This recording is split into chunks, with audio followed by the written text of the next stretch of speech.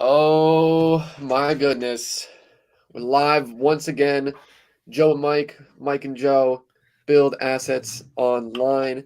And today we have a very special presentation for you. So special, in fact, that we only do this biannually, it seems. The last time we did a Google Ads update, a Google Ads presentation was in 2021.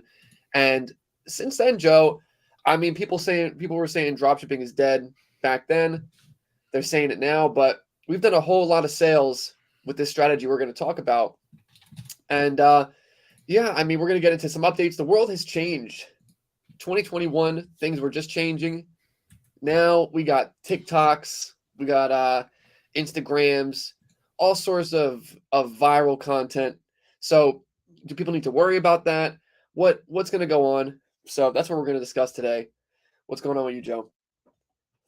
Not much, pretty hectic morning, but doing all good. I guess the day to day, focusing on drop shipping, focusing on AI stuff. I still think we're in kind of like a wild west, golden age. In fact, when it comes to combining AI content and drop shipping and AI content in general. So I feel like now is the time to seize things.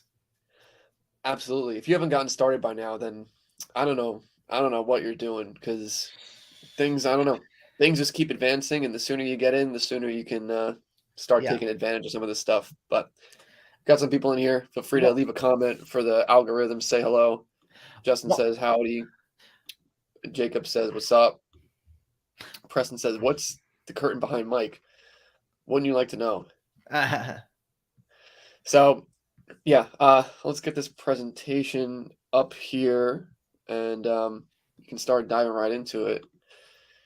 Joe, I'm drinking one of these. It's like a kombucha, but it's got like the mushrooms in it. You ever had one of these? yeah, I have had that exact one, I think, actually. It's pretty good. It's like Coca-Cola. Yeah. Yeah, I like it. It's like Coca-Cola, but it's like $5. Well, I guess that's the price you pay for it For not health. being high fructose corn syrup and flavors. Yeah. I mean, we were talking the other day, and it was like we were saying how, things are getting so crazy with inflation and stuff. It's like if you had a regular salary job and you were making six figures, like $100,000, is that even enough to have a house, a family in this day and age? And I mean, obviously it depends where you live, but I don't know. I think it's getting more and more difficult, I would say. I feel like the Yeah. necessity of having your own income stream, or ideally multiple income streams, is um, becoming more and more necessary. And I think as we get further into the leverage that computers and machines can do, like, for example, if you're doing marketing for a company right now, there's going to be fewer and fewer people at companies doing that because a lot of the machines are going to be doing a lot of the heavy lifting.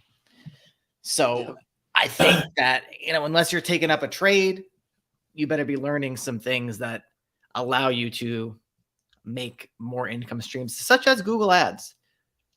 Yeah, even without dropshipping, Google Ads is a great skill to learn because people are always looking for, you can contact local businesses, say, hey, I'll run your Google Ads, I'll do some local Google stuff for you. There's certainly a market for that. And, you know, the local stuff is underground, but I don't want to get too deep into that. This is all about Google Ads for dropshipping. And who better than us to talk about this? This this class is going to be brought to you by buildassetsonline.com/class, which is our free web class all about how we build our online business portfolios, how we've sold websites for a total of over $1 million combined. And yeah, if you're not working towards that right now, then I really think you're leaving money on the table in this day and age because a lot going on, and you have the total ability to build multiple income streams. So, you can sit there at your job and I don't know, you can get fired for an AI robot tomorrow. So might as well start learning this stuff. So anyway, what's changed in 2020 versus 2023? So the last Google Ads update we did was 2021, coming off the heels of the the panty wanny. And now, you know, we got a lot of things going on with supply chains. Although, oh, sorry about that. A lot of things going on with supply chains. Although that's clearing up right now. In my opinion, I'm seeing a lot better lead times than there was in 2021, 2022. So 2023, I think things are getting back on track, but you never know what's going to happen with, China and that type of thing. TikTok is now a huge phenomenon, and it's mirrored by Instagram Reels. So people's attention spans are getting lower. People think, in my opinion, that the way to have a successful business these days is to be on these platforms and making content. And I think that's totally BS. Because we've experimented with this. We've experimented with doing these short form type things. Even for Build Assets Online, you see we have some that have, thousands of views. I mean, we've done this on some of our stores as well. Some of them get tens of thousands of views. Do you know how much that leads to in sales? Probably not. I mean, whenever we put out a shorts video, what I will say is that it's a totally different audience than the people who watch our lives and the people who watch our longer videos. And to be honest, it's not the type of audience that I want to attract, because I feel like a lot of them are just clicking through these shorts. They don't know what's going on. They're not going to take the time to fully understand what we're all about here at Build Assets Online.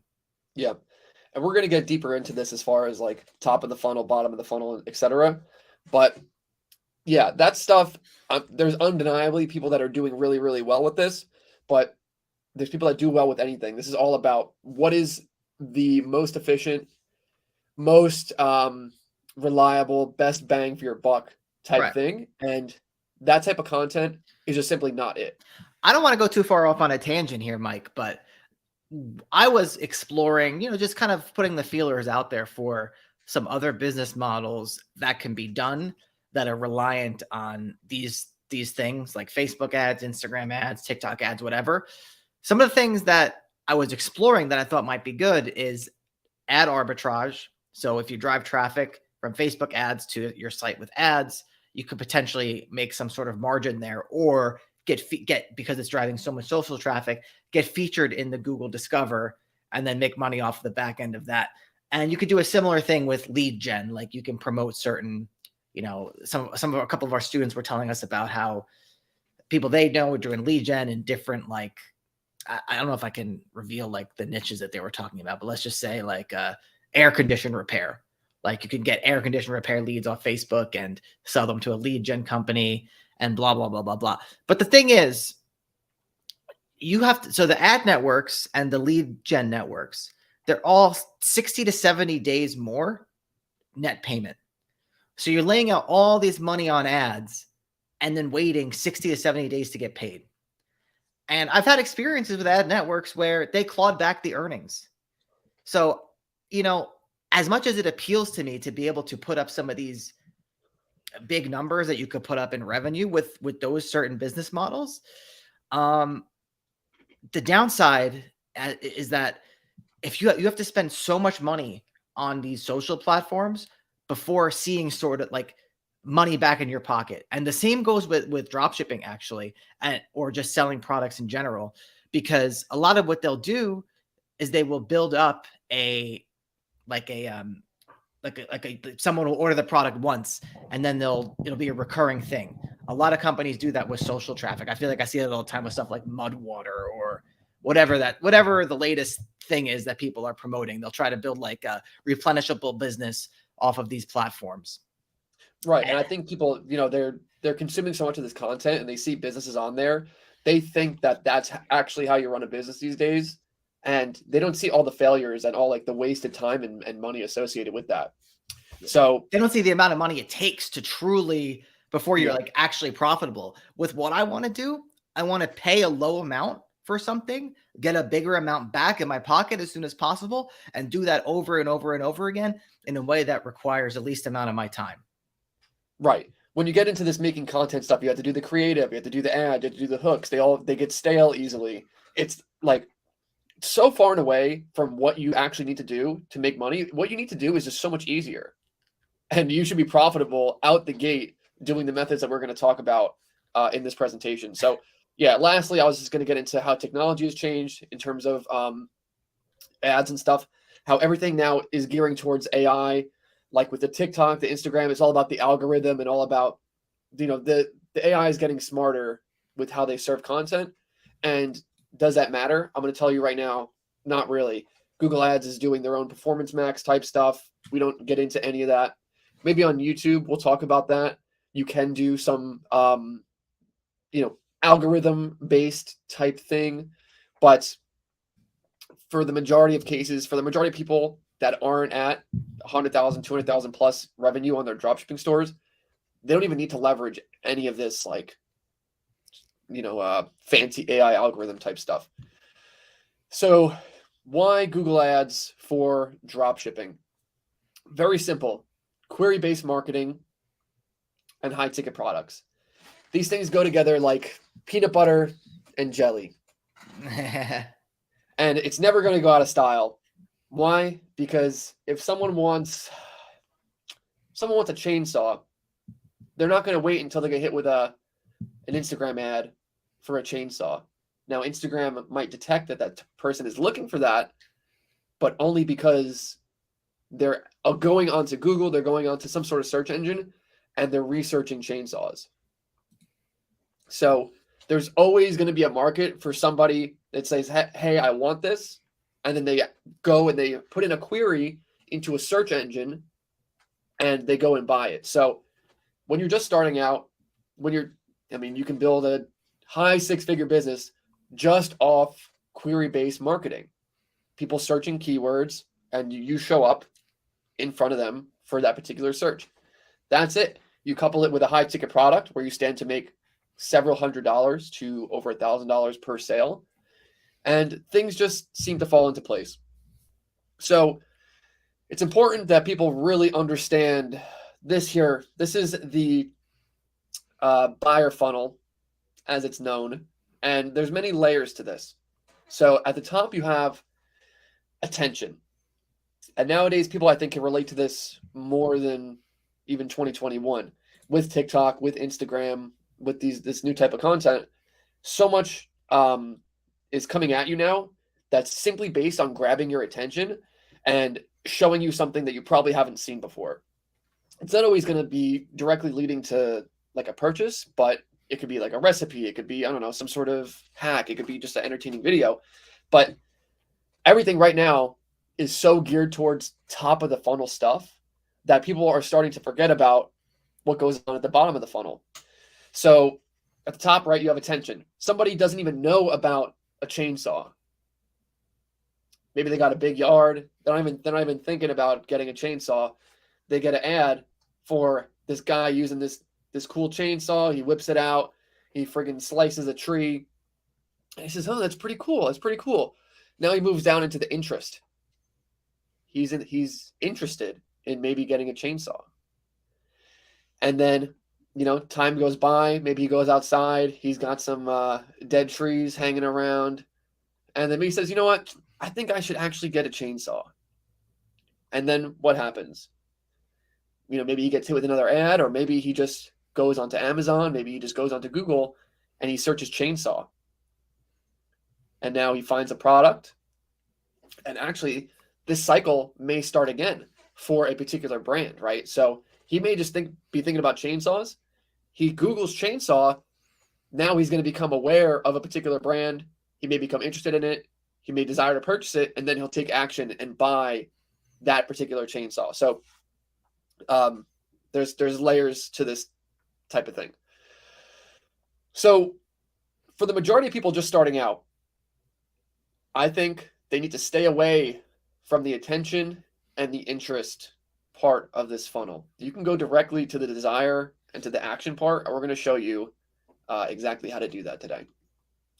So all you're going to need for dropshipping success is just Google Shopping ads.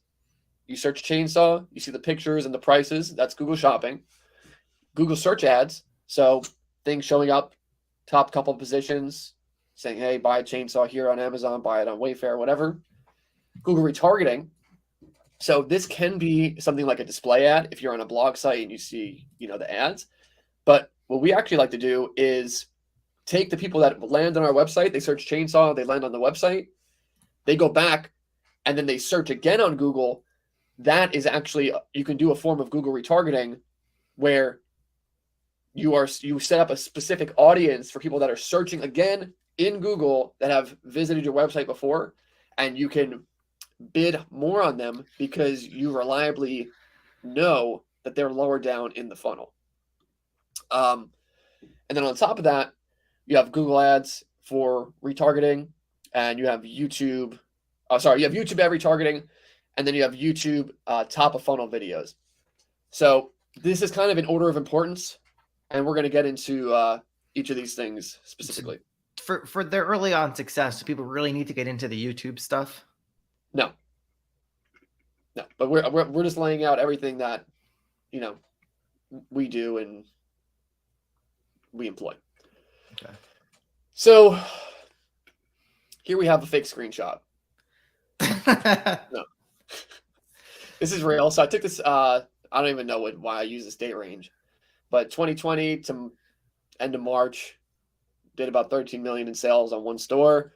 And I don't know what it is with StreamYard when I upload a Google slide, Joe, but the image quality is just trash.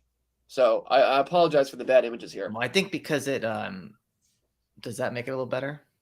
The point I'm trying to get at here is there we go. The point I'm trying to get at here is 12, almost 13 million in sales. And then if you see where it says cost, right down at the bottom middle of the Google Ads area, 716,000 in ad spend. So that works out to about 18x return on ad spend. So we're spending $1 and we're getting $18 back in revenue. What are your thoughts there, Joe? That's it's pretty good. I don't think you'd be able to replicate that with a social media campaign. And I'll tell you what, I saw a Twitter ad of this guy advertising, I guess, for his like ecom Google Ads agency. And he's like, we could do 4 to 5x return on ad spend, as if that was like a flex. Whereas it's like not even profitable. Don't get me started with these agencies. Here's the problem is that you just have these, and this could go into, we can go off on a whole tangent about this, but these big companies, they hire these agencies because they don't know how to sell online themselves. They do terrible numbers when the companies that get dealers that know how to do this stuff, I think, are way better off. Yeah. It's certainly probably a better model, to just be the dealer, have dropshippers, give them a set margin whenever they sell your product, versus hiring an agency to just mess around and you got to pay a exorbitant bill each month. It's great to own your own products and sell your own products. Not that we do it, but that could be a good thing. But if then you have to hire an agency to do it, I think you're making a mistake. Yeah, you're right. That is actually kind of dumb. Like, you're going to spend all this time and effort creating a product and taking it to market just to hand off the marketing to somebody you don't even know. So anyway, the key principles in 2023. Keyword starting at the bottom of the funnel. Increasing ad spend while maintaining ROAS, which ROAS is return on ad spend, and showed here 18x. Typically, you want at least 10x. 10x means you spend $1, you make back $10. So if you do, let's say, 10,000 in revenue on your dropshipping store, and your products have an average margin of 20%, then that's going to be $2,000 like net profit on the products, and you made $10,000, 10x return on ad spend. That means you spent $1,000 on ads. So that means you're basically doubling. For every $1 you spend on ads, you're making $1 back in actual profit. I know there's a little bit of math there, but $10,000 revenue, 20% margin, that's $2,000. You spent $1,000 on ads. So 2,000 minus 1,000, you made $1,000 pure profit. So that is what I found to be hitting greater than 10 is a very, very realistic thing. We've seen it, not all of our students, I guess, but like we've been reliably able to coach virtually all of our students to get to 10x and beyond. And I think 20% margin for a supplier is something realistic, but it also means worst case, if you have 10% margin on a supplier, like something gets messed up or whatever, and you have 10x ROAS, you're not losing money. So anyway, bulking and cutting. And so this is something I talk about inside the course in the scaling modules and how important it is for scaling, because people have this idea it's like this Facebook ad type I don't know what you call it, wishful thinking that you have a working ad set and it's working at $5 a day and you bump it up to $5,000 a day and now you're rich. And with Google ads, we don't really do it like that. And there's going to be a couple of reasons why. When we get into Google shopping, we can explain it a little bit more. But like we're operating at 18x return on ad spend because you bulk. So, your ads are doing well. Maybe they're running at 20x return on ad spend. But in order to actually make more profit, you need to spend more money. It's a very key principle, right? Like you're never going to be able to hit 100 times return on ad spend. And maybe you can do it like for very little revenue. But if you want to get into the 300,000 in revenue, the 400,000, 500,000, the way to get there reliably is you have to spend more money on ads. And so if you can operate in this range, then you're at 20x return on ad spend, you ramp up spend, inevitably some of it isn't going to work out. You cut that back, and now you're back at a good return on ad spend. But you want to never dip below 10x return on ad spend on a monthly level. Can you clarify what you mean by not working out? Like, I'm assuming you're upping a lot. You're upping a lot of products. You're upping a lot of different ad groups, and some of them are just going to flop. So you just cut those. That's the bulking and the cutting.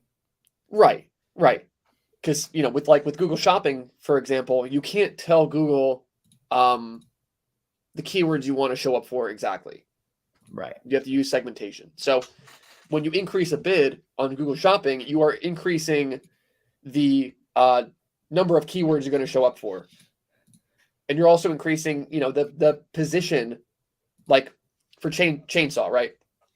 You could bid 50 cents and show up for the word chainsaw and have it be profitable. But maybe you say, all right, this is working out. I'm going to go up to 80 cents. And maybe it just doesn't work out because there's too much volume, and to pay that price, it just becomes not worth it. But keep in mind, on a Google Shopping ad, you're not just going to show up for the word chainsaw. You're going to show up for diamond tooth chainsaw. You're going to show up for handheld chainsaw, like thousands and thousands of keywords. Right. So you're going to need to find that logical position with your bids in order to maintain that return on ad spend. Got it. So that's it. And so when we talk about finding that logical position, we talk about adjusting bids. It has to be done based on key metrics. Another reason why agencies suck is they'll tell you, oh, we got you 10,000 visitors last month. We got you 20,000 views on your Instagram reel. And the average business owner will be like, oh, that's really good. But it means nothing. Yeah, I feel like the agency thing, it's almost like, in a lot of ways, it's almost like a preyish type model. They're preying on dumb business owners. Yeah. It's almost like the seniors, like taking advantage of like seniors or something. Yeah, I mean, I'm sure there's some good agencies that like do good work, but it's not like an agency will ever be like, oh, we did really bad this month. Here's your money back. Right. And they're certainly not going to give you, maybe they'll give you your money back like on a month, like their fee. They're not going to give you back the Google ads spend, the Facebook ad spend. They're not going to reimburse you for that. Right. So, yeah, I don't know. But so when we talk about adjusting based on key metrics, you increase your bids.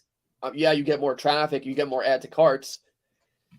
Nothing really matters aside from, does it get you more sales? And what's the final profit minus what you spent on those ads?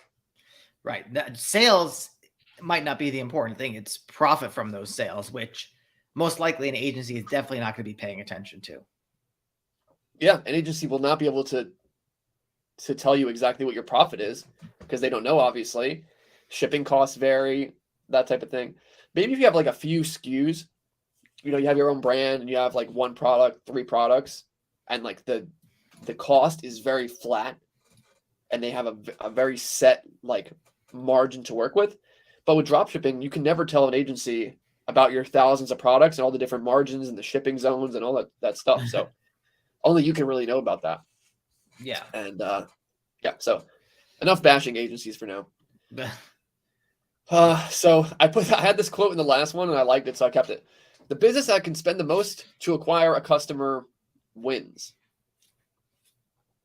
And that is kind of the name of the game here, because if you know your margins and you know exactly where you need to spend your money, like if the keyword diamond tooth chainsaw converts really well for you, then you know you can spend more money on it. And if you can spend more money on it, you're going to show up in front of more customers and you're going to get the market share of those diamond tooth chainsaw customers. So that's really, really important. It's not that you can't operate a dropshipping business like low and slow style, and it can certainly be profitable, but we're talking here about going from zero sales to getting your first 10,000 in revenue, getting all the way up to 3,000, 300,000, 500,000, etc. You're going to need to see these key areas where you can really invest more money and then do that. You should speak at a university, Mike. This is like a whole lecture here. I don't have the credentials. Yeah, you need an MBA. You don't. So, all right. So Google Shopping. What are the important things to note here? We're going to get into an example soon, but Google Shopping, right? The pictures, you search chainsaw, pictures of chainsaws show up with the prices, right? So what we like to do, what you have to do is segment your Google Shopping ads based on what is more likely to convert, what's not likely to convert. So I'm going to go back to this Dan Kennedy quote. The business that can spend the most to acquire a customer wins. Give me a chainsaw company, Joe. I don't know. Acme? All right, Acme chainsaws, right? What you can do in Google Shopping ads using priorities is segment these more generic terms like chainsaw, diamond tooth chainsaw, handheld chainsaw. You can segment them from Acme chainsaw, Acme handheld chainsaw, Acme diamond tooth chainsaw. Because if somebody is aware of Acme, they're searching for it, it's highly, highly likely that they have a desire to purchase it. So you can spend more money on them. If they're just searching chainsaw, you don't know what they want. You don't know if they need a gas powered, if they need a battery powered, if they need one for a bush, if they need one for a shrub, if they need it for a friggin' oak tree. So the more specific the search, and if they're talking about a brand, whatever, then you know that they're lower down in the buyer funnel. So that's where you need to use high priority and medium priority in Google Shopping to tell it, hey, using priorities, you can say, hey, I only want to show up in this campaign for Acme chainsaws and searches containing the word Acme. and therefore you can bid more on them, show up higher, which is when we say top impression share, that's a metric inside Google that tells you how high you're showing up, what percentage of the time. So there's top impression share and there's top absolute impression share. I don't want to get too deep into it here, but you can basically use this, find the optimal point at which you should show up.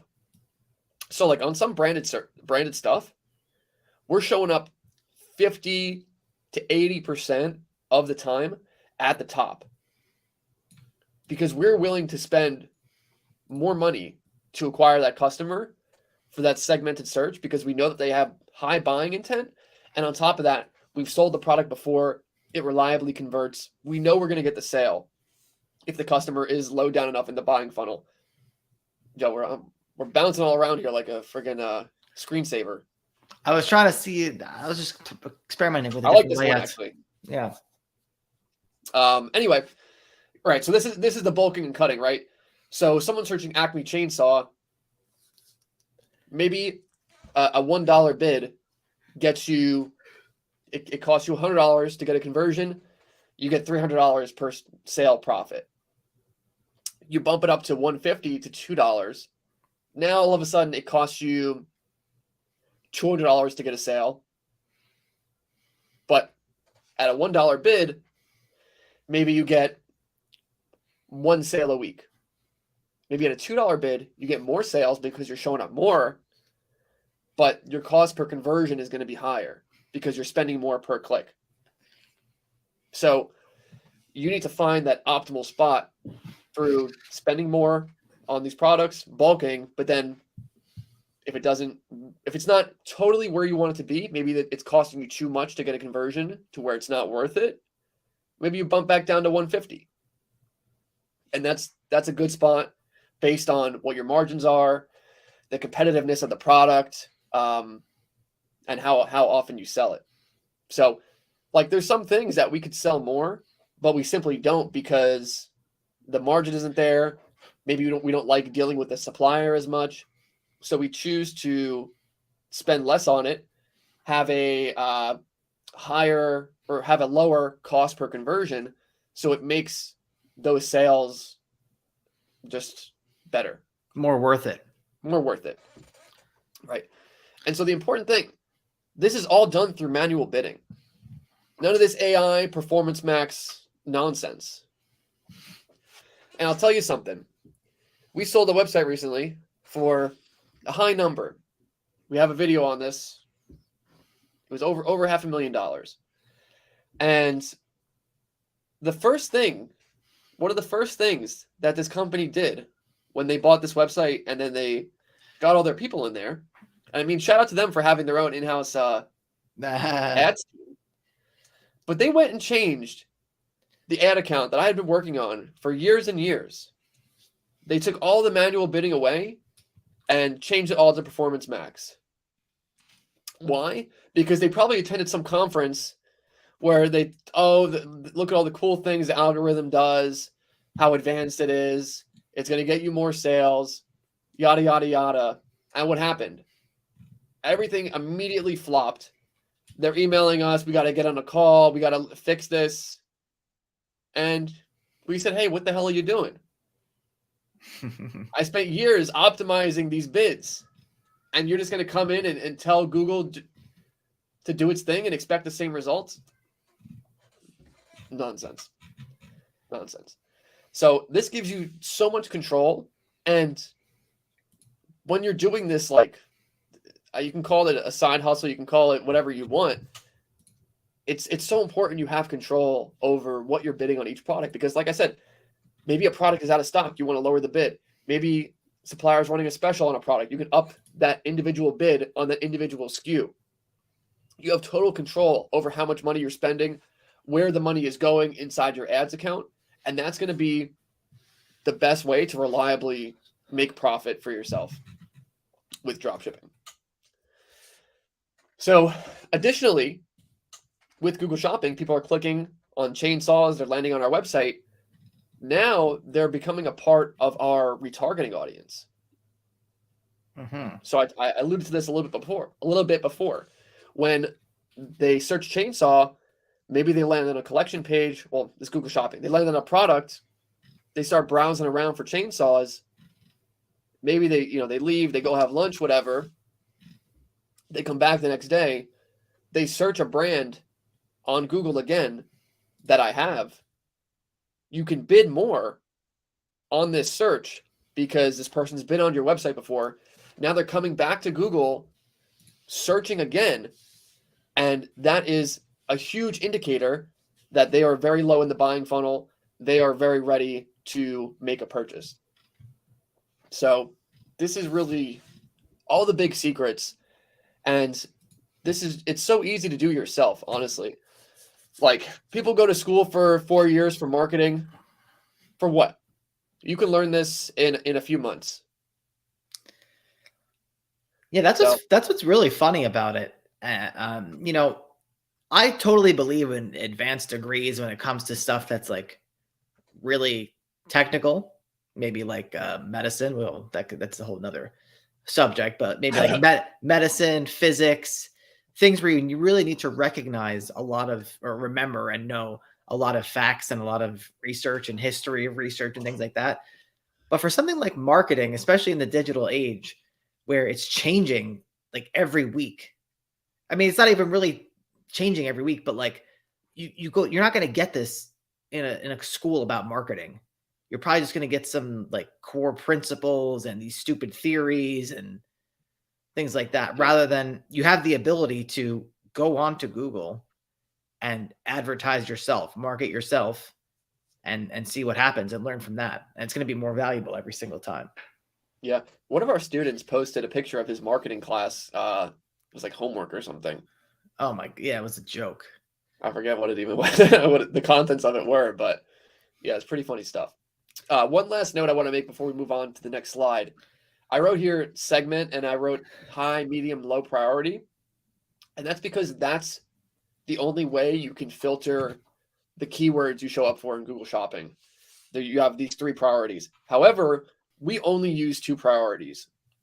You can call it high, medium, you can call it high, low, but we use what's called 2-tiered campaigns. You have a high priority campaign, you have a medium priority campaign. So I know if I don't say that, people are going to join the course and they're going to do a 3-tiered campaign, and they're going to cite this as why they did it. You don't need the 3rd tier. And it's out of scope to go into it, but we built very big dropshipping businesses with just 2 tiers. Once you get into 3, you're playing with the snakes, as Dave Ramsey likes to say. It just gets too difficult to manage, in my opinion. And I can go more into it, but 2 tiers is really all you need. It keeps it simple, and the fruits of your labor will still be there. So I got to move us back over here now. Okay. Again, I apologize for the picture quality, but I wanted to get into an example, right? So let's say you're barbecue guys and you're selling outdoor TVs. So it's hard to read, but you got a few brands here. You got Peerless, you got Titan, Sunbright. Those are the 3. And they got another one, Ciora. But let's say, hey, I want to run some shopping ads here. What would that look like? So one thing that could happen is you show up for a search like Peerless Outdoor TV. And again, hard to see, but this does have search volume. Did you say something? Yeah, I was trying to see if you could see it if you full screen it, but that didn't really work. Oh. Sorry. What the hell are you doing? Sorry. Go back. Anyway. No. I was trying to help, but I made it worse. You did. Peerless Outdoor TV, right? So this is of pretty good buying intent because it's come to their attention that they want an outdoor TV.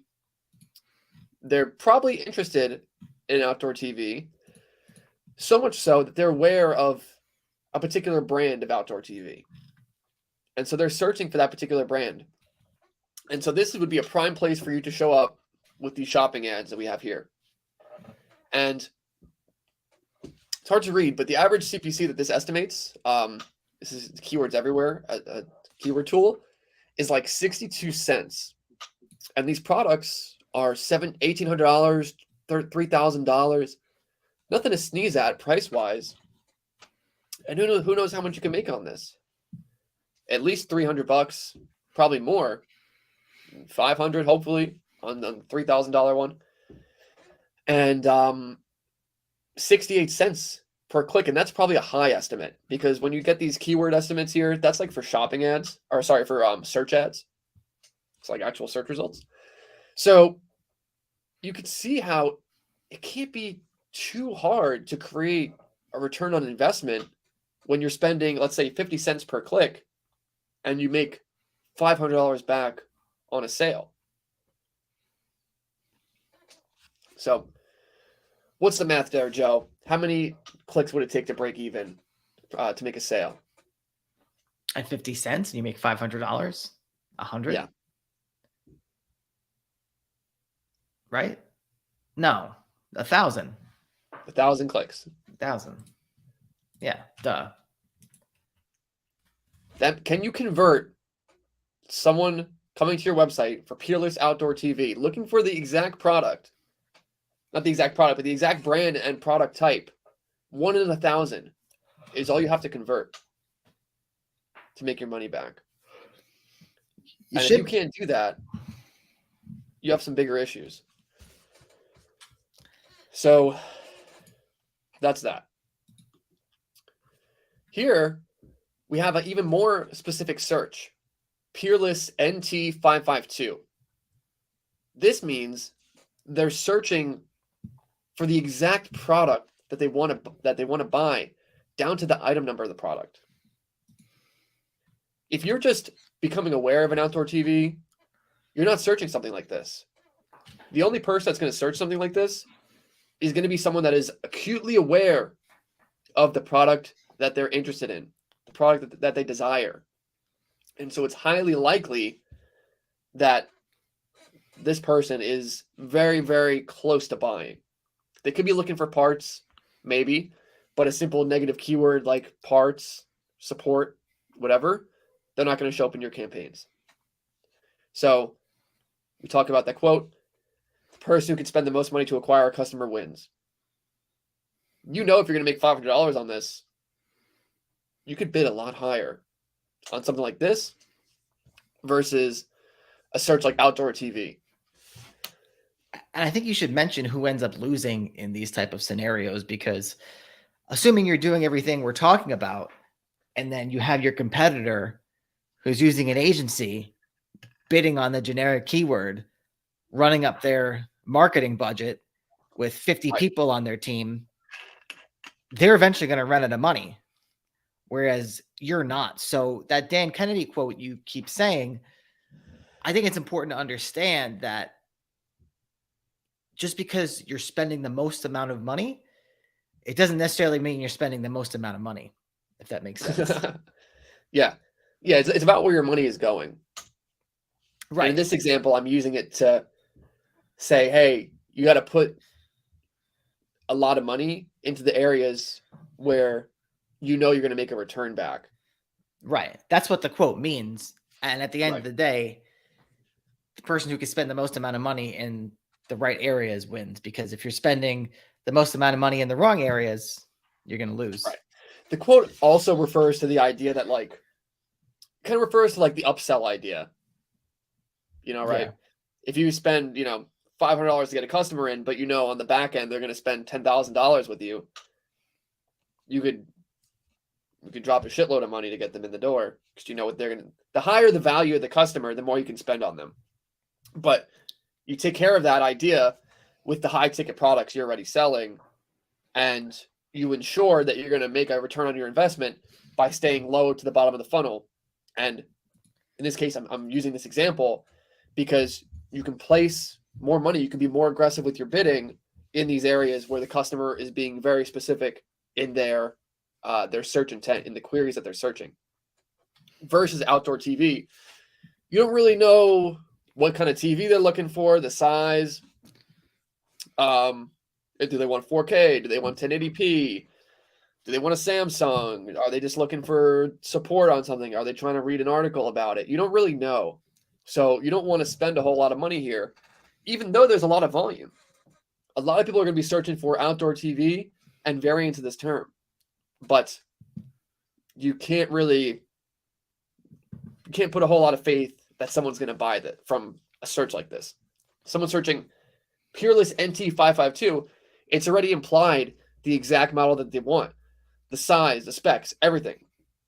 It's already implied. So this is more of an example of there's an interest in them possibly buying your product. And it is important to get these searches, but they have to be cheap. Because you can get them, they come in the door, maybe a small percentage buy, but they're going on your remarketing list.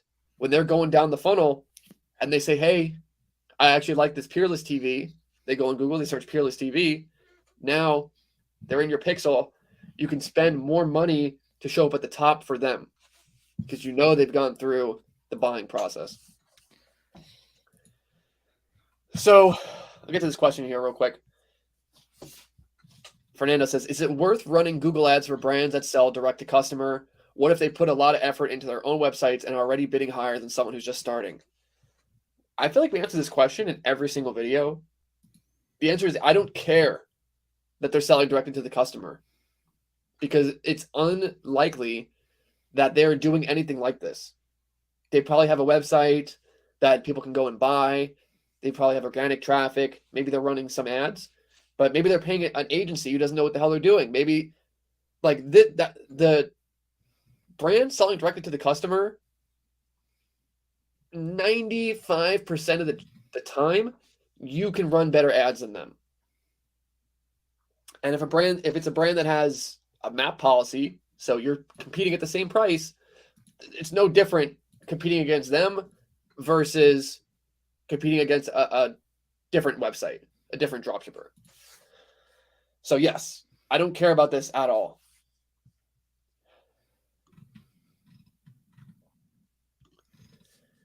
Laborjax said, do a scaling video. Actually, inside the course, I do have an entire separate module just on scaling. It's many videos. So you have to get inside the course, buildassetsonline.com to check that out. Anyway, let's move on. So now we're going to get into Google search ads. So Google search ads, like we talked about, we'll show some examples. When you search something and it looks like a regular search result in Google, but somebody's paying to be at the top there. So thank you for that. What's important to do here? The first thing you want to do is make a Google search ad for your store name.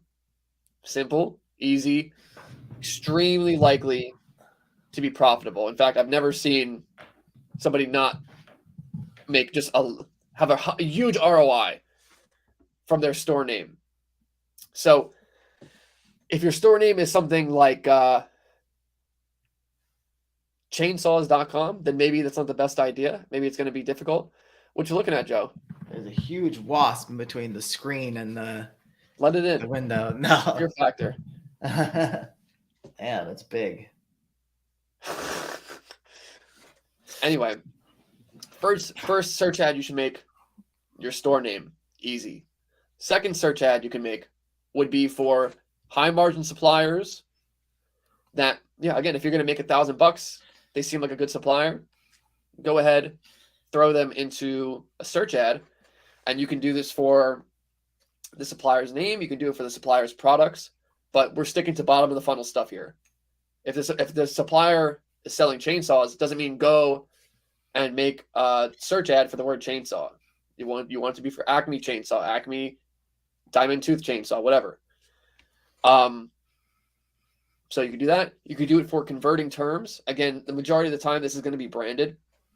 We have done this for like more generic stuff, but it's not going to be as easy. It's going to just cost more to acquire a customer. Google search ads are a bit more expensive.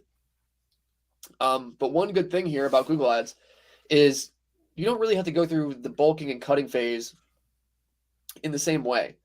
Because number one, you're picking the exact keyword or like a very tight knit pool of keywords you're going to show up for. So you are really targeted as to what's about to happen. You're going to show up for this word or this collection of words. So you don't have to do the scaling up, scaling back as drastically. And Google tells you, hey, this is your quality score on your ads, meaning Google assigns a quality score for your landing page experience, for your ad relevance, and I'm drawing a blank on the other one. Landing page experience, ad relevance, and there's one other one, but essentially your quality score is going to determine how high Google shows you and how much it costs you to show up high. So if your quality score is good, so someone searching for Acme Chainsaw, you have a targeted search ad for that specific word, that set of words. It's in your ad copy. It's on your landing page, the whole thing. Your quality score is going to be high. It's going to be cheaper to show up there, and Google's going to show you more. And once again, this is going to feed back into your retargeting audience. So people are going to click onto your website. Now they're in your audience. Maybe they come back. You hit them with a shopping ad. Maybe you come back. They come back. They get hit with a different search ad. So that's how we do it, and that's a separate retargeting campaign, just like with Google Shopping. I don't know if I said that in the last one. Separate retargeting campaigns. So pretty straightforward. So this is some search ads for Peerless TV, right? Sponsored displays to go. See, here's the thing. Displays to go. I think that's a big company. I don't like this ad. Why? It doesn't even say Peerless in it. You can make branded search ads specifically for the brands that you like to sell. That way, whenever someone searches Peerless, you're showing up. You have the most relevant ad. Therefore, the customer is going to say, "Okay, this person knows directly what I want, exactly what I want." You take them directly to your Peerless TV products, and highly likely you get a sale off this. Kind of crazy. I think it goes to show again that I feel like the bigger the company, oftentimes the worse the Google ads are managed. Yep. I think Wayfair does a pretty good job, but yeah, that's just one company really out of Wayfair. They do, Wayfair, what they do this for their SEO also. They do a lot of like programmatic stuff where it's like kind of automatically inserted. So if you search for like, I don't know, like gold shopping carts, Wayfair is going to automatically have like a collection page generated that's like gold shopping carts you'll love. Yeah. And they probably dynamically insert similar, like they do it probably similarly for the Google search ads. Yeah. Yeah. And again, inside the course, I do have a search ad masterclass of sorts where I show people exactly how to plan this out. Like if you have these Peerless outdoor TVs, how to do your ad groups, how to do your keywords you target and stuff like that.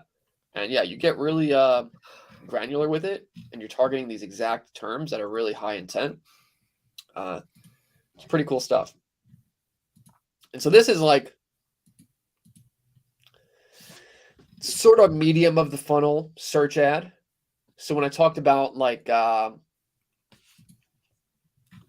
I have here, converting terms, maybe this is a converting term for you. Outdoor 55-inch TV. Maybe you on your shopping ads, you have a bunch of sales that have come from outdoor 55-inch TV. So another way to scale, rather than just bidding higher on that shopping ad product, you can take that search term, throw it directly into a search ad, and then you take the customer to a collection page of either that product you have that converts well for that search term on shopping ads, or just a collection of your 55-inch outdoor TVs. And so since you have reliable data that this term converts, you have enough evidence that you can put this into a search ad and get decent results.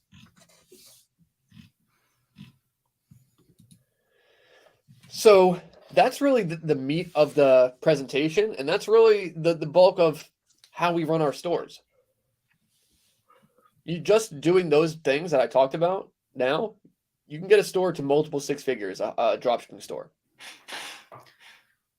That's really it.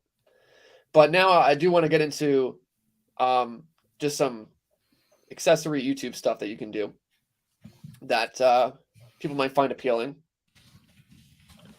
So you could always take this audience that you've acquired through people clicking onto your search ads and retarget them on YouTube, because yes, people are going to come back, they're going to search again on Google, but you don't know when that's going to happen, and you can get in front of them more by doing some social retargeting. Yes, you could do it on Facebook, you could do it on Instagram, but this is a Google Ads video, so YouTube is Google, Google is YouTube. So really simple. You can pay somebody to make like a short video. Could be just even like stock videos related to, if you got a chainsaw, someone chopping down a friggin' tree, says, hey, come back and get your chainsaw, sale now, whatever, and just hit them with that. Set it and forget it. We're not bulking and cutting. We're not doing any of this stuff, but you can do a little bit of AI here. You can do like optimize for conversions and kind of let this run $5 a day, $10 a day, and see what it comes back with. Maybe after a few months, you got some conversions registered. The cost for a conversion is pretty good. Maybe you decide to ramp it up a little bit, but just keeping it pretty simple and creating a little bit of authority, creating a little bit of brand awareness, and just getting a customer back onto the website when, again, they've shown intent already. So it's okay to go into the social network and target them. You know what I just noticed, Mike? And I don't know if this is it's not really a good thing or a bad thing, but a lot of the website, well, let me see, is the third one down? I think, no. So a lot of the websites that we've sold are now down. Like the person who took them over is, I'm talking about two right now, they're just down, like out of business. And I think it's pretty funny. Wait, what's the second one? I just sent it to you. Wow. So yeah, I think it's pretty funny how these websites change hands. You get a different operator in the Google Ads and a different operator behind the customer service. A website that's once fruitful and doing well, a few years later, is down. Oh, you know, those are both six-figure website sales for us. Yeah.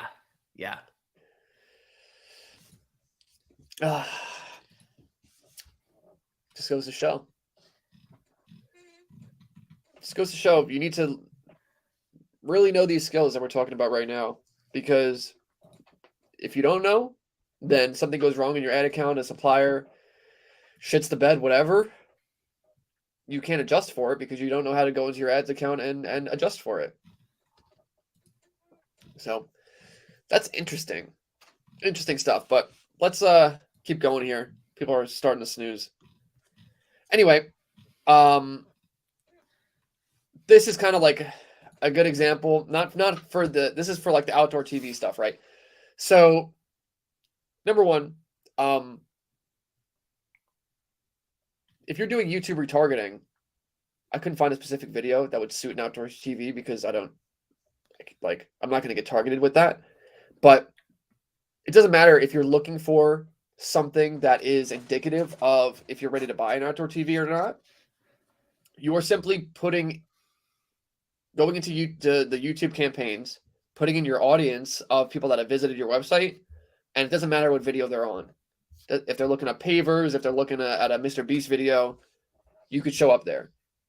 So I just wanted to make that important distinction, and then talk about how you can use something like this, a video like this, for YouTube top of the funnel stuff.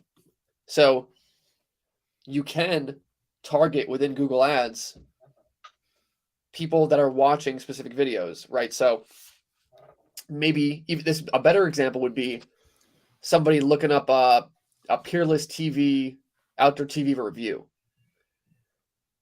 You can go into YouTube targeting and you could target to show up on that video for people. And so when it comes to creative there, you would need to do a little bit of a better video. And again, you probably just pay someone for this. But this is, I'm not going to get too deep into this because unless you're past 300,000 in sales a month on your dropshipping store, don't even think about this. It's so far out of scope.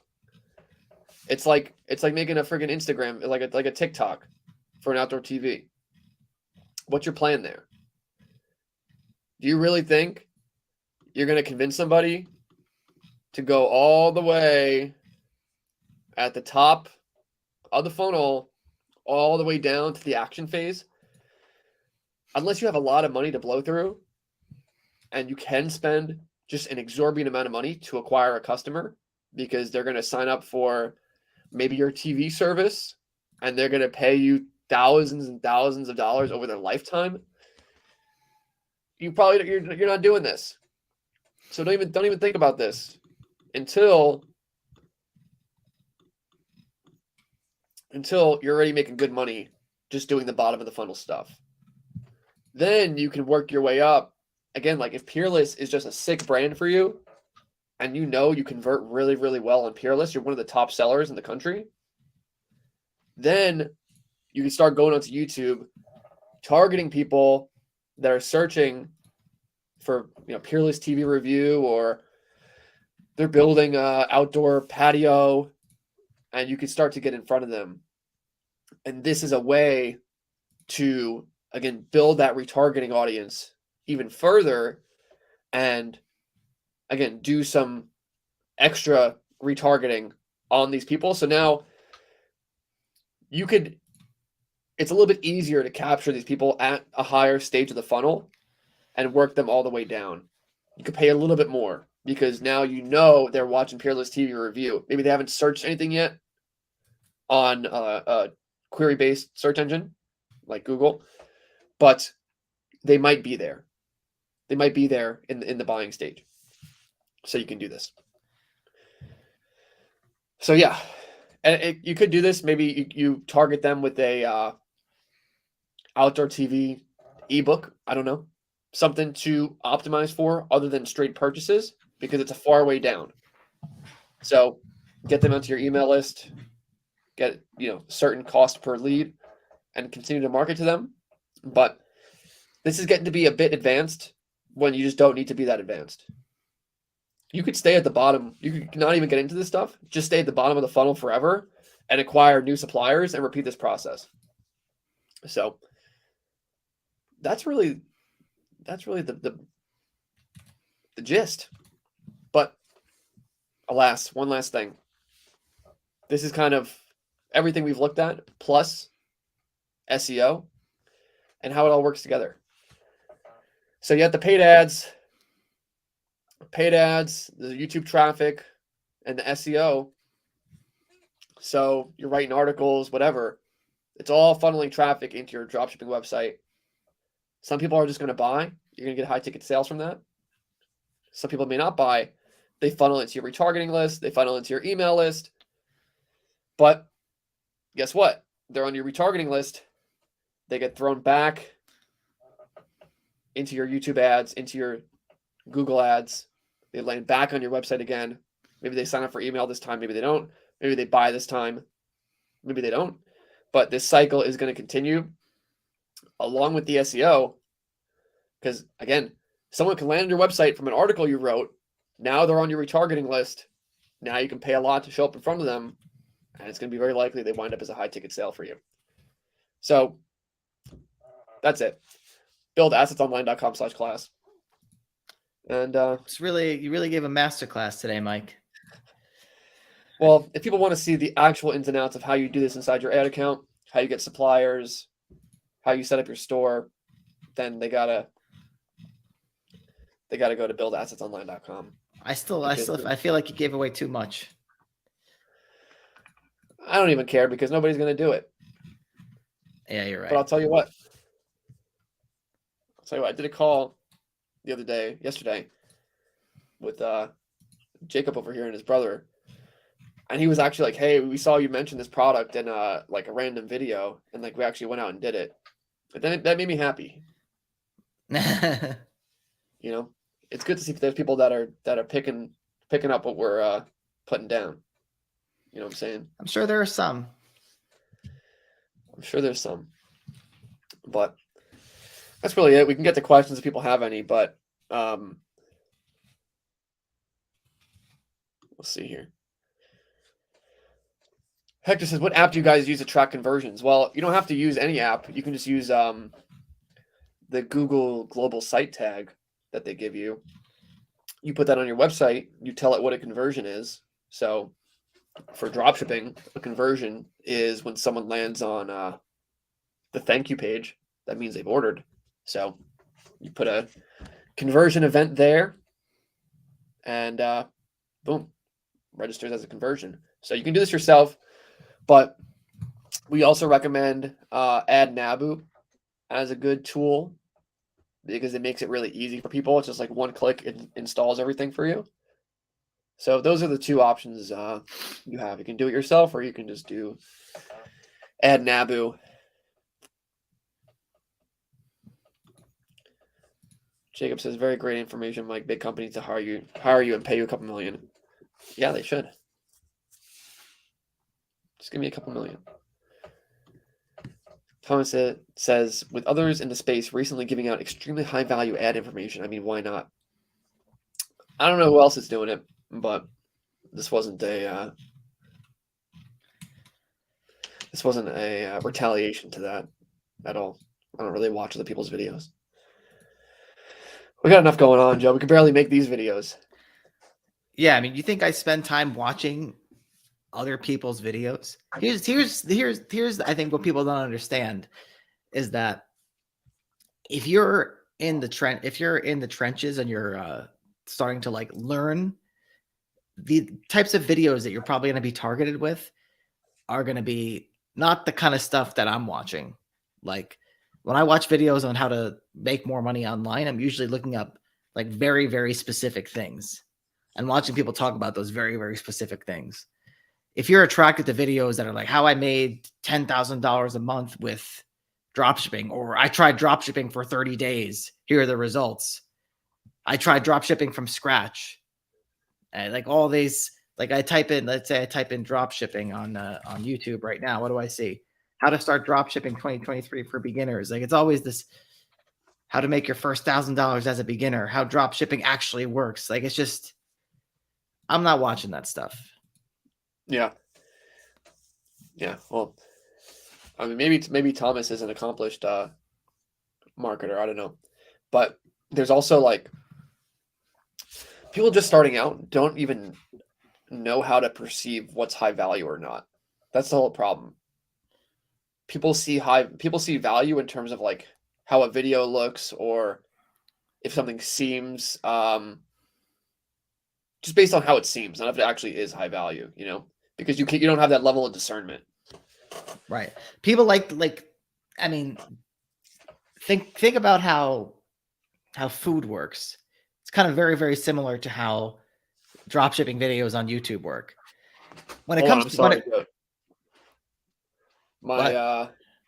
My speaker just shit the bed, so Oh. I can't hear what you're saying, but I'm sure other people can. Well, when it comes to food, like places like McDonald's, they've figured out the perfect ratio of like salt, fat, sugar, all that kind of thing. Like they figured it out. They dialed it in, texture, how they could spend the least money and get people the most addicted to their food. And that's what a lot of, when you're watching like YouTube videos about dropshipping or about making money online, people have dialed in on the ratio. It's like, I need this lighting. I need this scene change every couple seconds. And then when you're watching it, you feel good. Just like when you're eating, the McDonald's McFrosty or McFlurry or whatever. Like, oh man, this is delicious. Maybe got some fries on the side, whatever. It's really hit the textures, the hot, the cold. Everything's hitting the spot. And then what Yeah, happened? my speaker came back kind of in the middle of that, but it is that is kind of a funny analogy because like a lot of times with courses, like these compulsive course buyers, they are addicted to that dopamine hit of like the fluff material, and then they give in, they buy it, and then after when it's like they got to watch the actual modules on how to do stuff, then the crash sets in. Yeah. So it is kind of like McDonald's. You eat the meal, you're all excited for it, and now you're like, shit. Yeah. You feel bad Exactly. about yourself. Exactly. But yeah, I mean that's kind of the dark side of marketing, is just figuring out the exact ratio to get you dumb enough to consume the product. Yeah, yeah. Again, very similar to the fast food example because yes, I mean that's the whole issue with like what's his name, Kevin David, like the everything CoffeeZilla makes videos about, right? Is the issue that if you dial in your marketing enough, you can convince anybody of anything and get them to give you a lot of money. But the important thing is what the actual output of that is. Like, if you're paying $20,000 for something, it could be worth it. I mean, someone could have really, really persuasive, good marketing, and what you get as a result of that could be worth it, or it could not be. So, I don't know. We try to just do things in an authentic way so that it what you see is what you get. Right. No one else is coming on here talking about Google Ads live for over an hour. I've never seen that before. Yeah. I don't know. Hector says, thanks, guys. Definitely going to join the course. Cool. So, go back and see what else we got in terms of chats, but nobody beats Bao, Jacob says. I wish we had a cult, you know. Speaking of, you know what's funny? So I just searched the Wiz because that was the motto of the Wiz. Nobody beats the Wiz, and apparently they were bought out by PC Richard and Son. I didn't know that. I don't know what the Wiz is. It was like a store in like the 90s. It was like an electronics store. Nobody beats the Wiz. It sounds familiar, but that's before my time. I've never seen that. Okay. Have you been inside of a Wiz? Yeah, definitely. Huh. It was almost like a Best Buy, but like kind of like grimy a little bit. Interesting. I don't know. Our boy Justin is into these kombuchas. Justin's a good old Texas boy. I'm surprised he's drinking kombucha. Not Bud Light. About this. Yes. Speaking of interesting products and speaking of Bud Light, I was truly interested in this product, and I thought to myself last night, if nobody sells this, like I definitely want to make this. And it's a nightgown for men. Leave a comment. Would you buy Joe's nightgown for men? Yeah, I mean, yeah, you've been chasing the nightgown your whole life. You got a Dragon Ball Z blanket right there. Yeah. I mean, in high would school, you wear it out? Well, let me tell you something. In high school, like some people would wear like really long, like white t-shirts, like really long ones, and like super baggy jeans, and they would be like, "Yo, I got the T-skirt on." Just you know what? So I don't know. I feel like the super long shirts could be good. Yeah, but a nightgown, there's typically nothing like below the shirt, right? Like you're not. Yeah, I mean, apparently a lot of these exist, which I was surprised. Like a lot of them look pretty cool. You search men's nightgown? Yeah.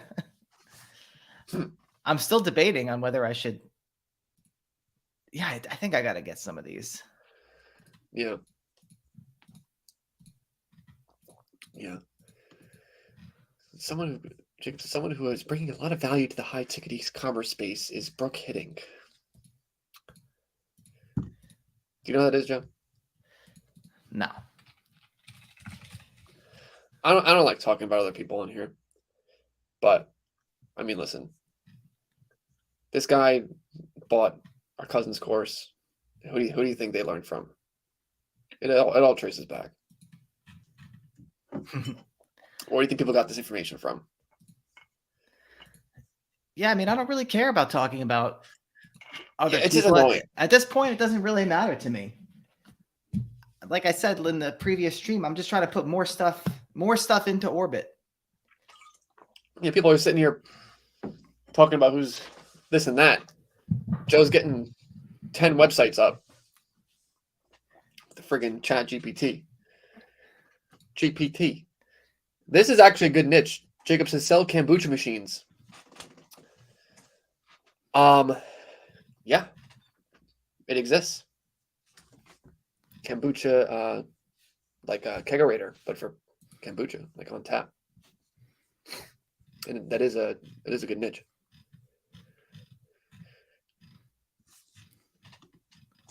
Yeah, kombucha machines and nightgowns.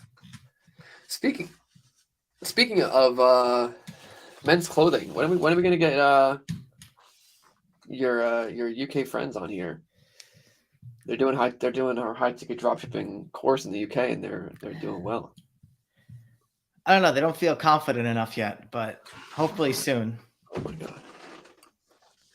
Sorry, my speaker is screwed. Say something. I said they want to be like more confident before they come on. But I mean, I think definitely soon they should be coming. I mean, we might have a big interview coming. One of our students is on track to have a nice exit, but I don't want to get too deep into that. It just says it all traces back to the dropship daddies, and that's the truth. So it's all good. But yeah, what do you say, Joe?